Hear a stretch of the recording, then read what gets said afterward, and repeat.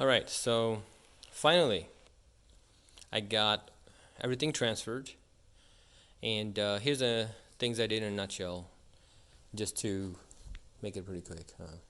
We ended up getting a new exhaust manifold gaskets, new valve cover gaskets, new spark plugs. I swapped those plugs out, cleaned up the valve covers a little bit. New oil pan. I cleaned up the oil pan and put a new gasket maker there. One thing you would have to worry about is when you use JDM motors for this particular year, you have a dump tube here.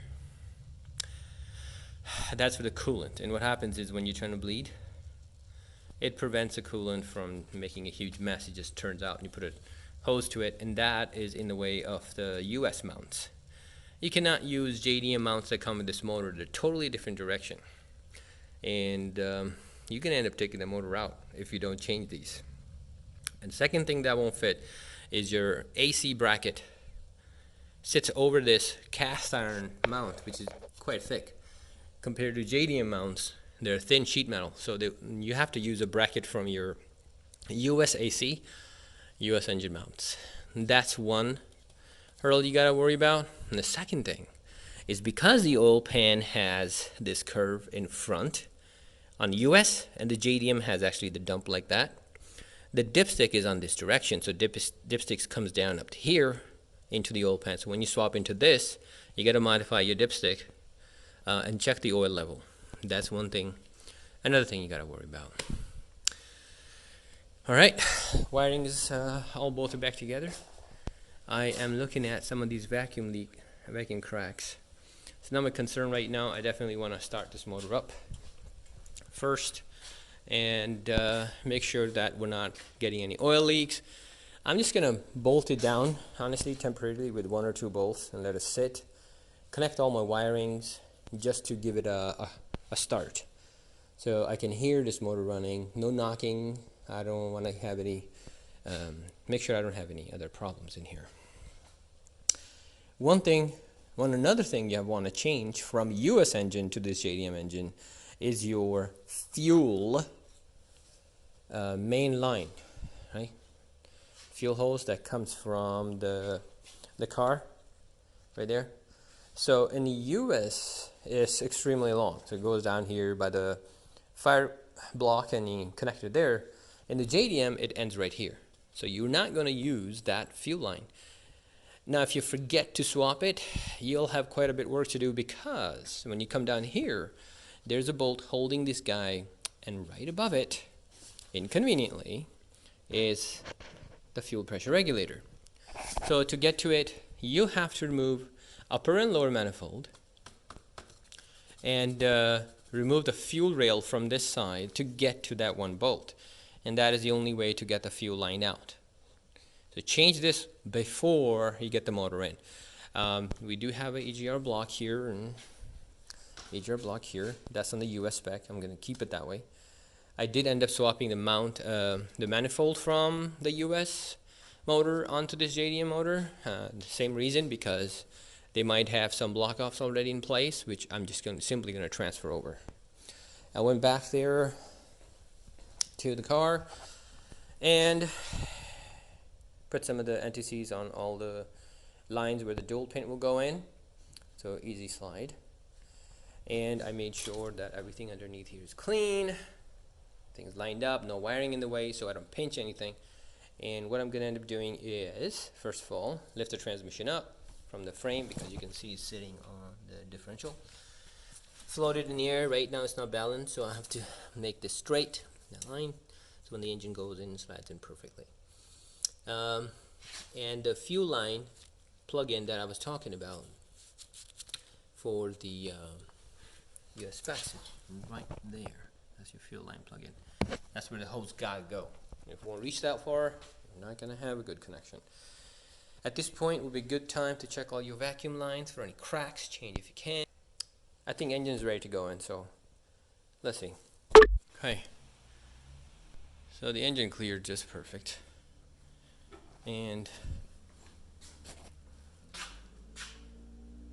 one thing you do want to do, honestly, is put on a tape on the fenders and all the surface that is in contact with anything hard.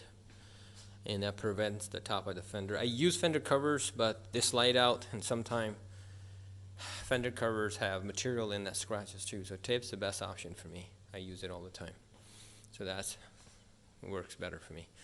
Anyway, so I'm just gonna pull this forward and drop it down a little, and let's see how that sucker goes. Like I said, wish I had a place to put my camera. Well, I don't have a genie that says your wish is my command, huh? There we go. Okay, so what we do here is going to slowly open the valve. So it goes down at a very slow speed. You can see it's like a baby step. You don't want to just drop it fast just because you know how it is.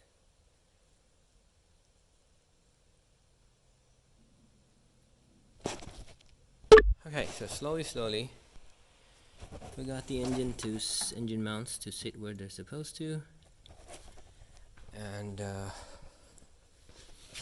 engine is pretty much where it belongs. Most of the mounts are in place right there. So once I lined up all the dual pins on it, you can see the transmission engine gap closed by itself. Now, one thing you don't want to do is starting pushing bolts behind the transmission right here. Sorry. So you definitely don't want to put bolts in there and try to tighten them because the transmission is not lined up, and you're gonna have a damaged threads. That's the. All right. Now I'm just gonna put in the engine mount bolts. I'm not going to tighten them, just hand tighten them. And so I got the bolt here for the engine mount.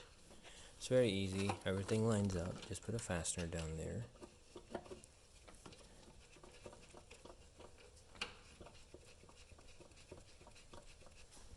Let's go on this side here.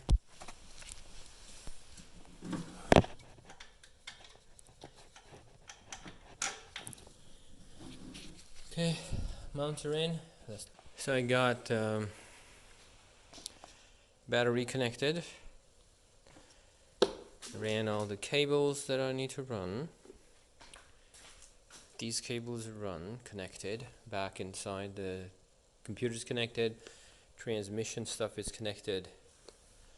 I have not adjusted these guys yet. Okay. Time to see if this thing starts. I have not connected any accessories. I just want to make sure this motor that the person got is a good motor. So let's go start it up. Alright, this is the key we got. Alright. Come on.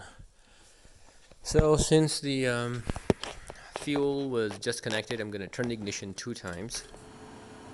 On. Turn it off, turn it on again. I can hear the fuel. That's good. Let's turn it on and start it.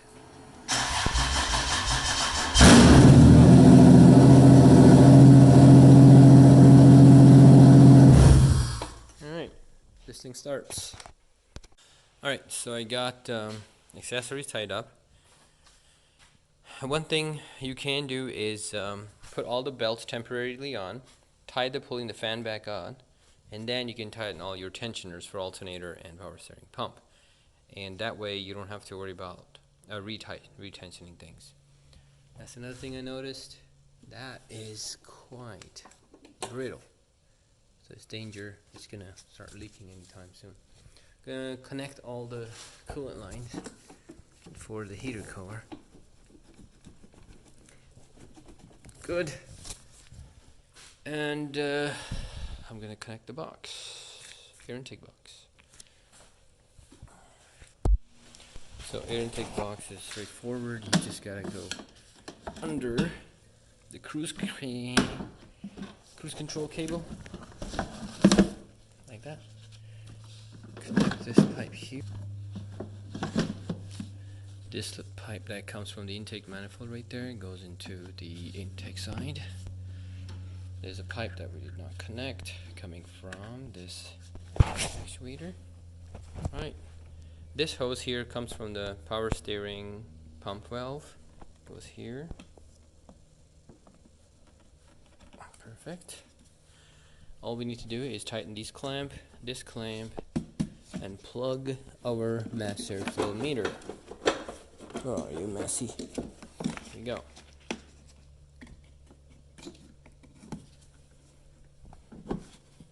Gotcha. Now I gotta install his windshield washer bottle. Alright. So this bottle here. There's a grommet. We gotta put it down here. That's the support. And then I gotta connect the pump. I need both of my hands. Here we go. We got one bolt here for the washer bottle.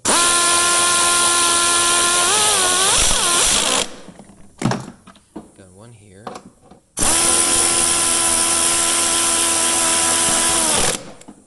And one back here.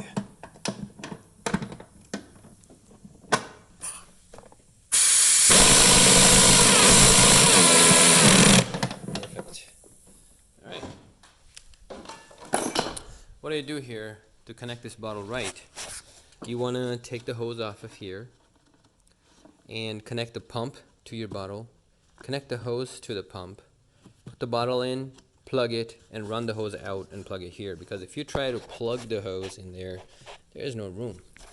Good luck with that. So that's how I took care of that. It takes a few minutes. Hook it on here. There we go. Caps on.